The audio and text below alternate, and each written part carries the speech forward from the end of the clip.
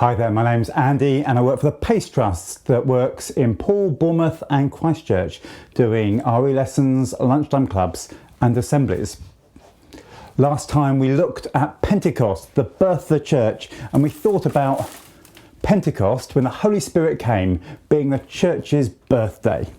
We've got a few birthday things. It's a celebration.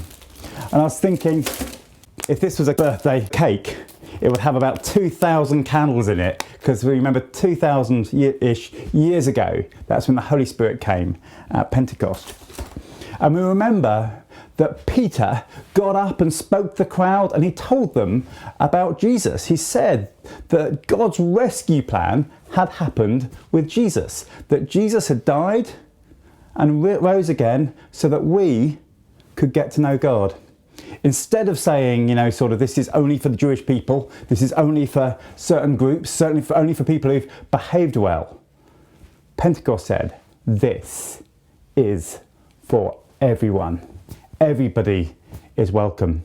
And so after preaching that sermon, 3,000 people said, yeah, they want to follow and be friends of Jesus. And they were baptized, 3,000 people. And baptism is where we think about all the wrong things we've thought, we've said, we've done, all the sin that gets, that's the word the Bible uses for wrong stuff, that covers us up. And the idea is that we get washed clean. It's like a fresh start. And then as we're baptized, the idea is we're going into the water, and the idea is when we go under the water, it's as though we're dying to our old way of life and we're rising up out the water. It's the symbol of rising to a new life. The old life has gone and the new life has come, and that was the birth of the church.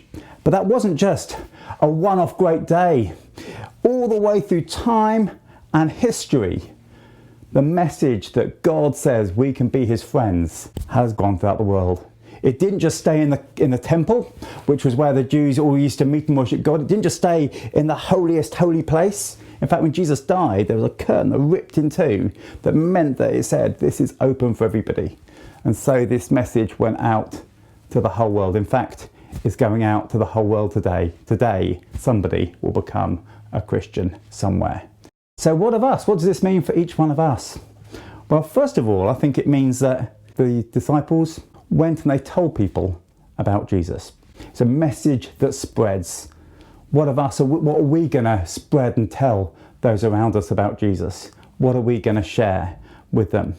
Second of all, it's saying that actually all of us matter. All of us can be part of God's plan. The idea of the church being built, the church, the Bible says, is God's body. And it says that every one of us has a part to play. In fact, the Bible says, now if the foot should say, because I'm not a hand, I don't belong to the body, it wouldn't stop being part of the body. And if the ear should say, because I'm not an eye, I don't belong to the body, it would not, for that reason, stop being part of the body. If the whole body were an eye, where would the sense of hearing be? And if the whole body were an ear, where would the sense of smell be? But God's placed each of the parts together as he wanted them to be. Every one of us matters, and every one of us has a part to play in changing this world for God, to make this world better. The Bible talks about bringing God's kingdom on earth as it is in heaven. So as we think today about the church being born, we think today about a message that has changed lives for 2,000 years and is changing lives today. A message where we can be part of it.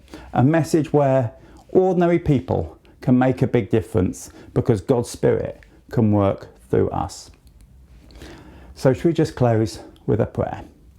Dear God, we thank you for that picture of your church being born. We thank you that it's good news for all people.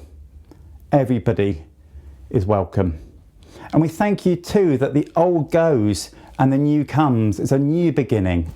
And thank you that we can be part of your team to make this world transformed for you, your kingdom to come here on earth as in heaven. Amen.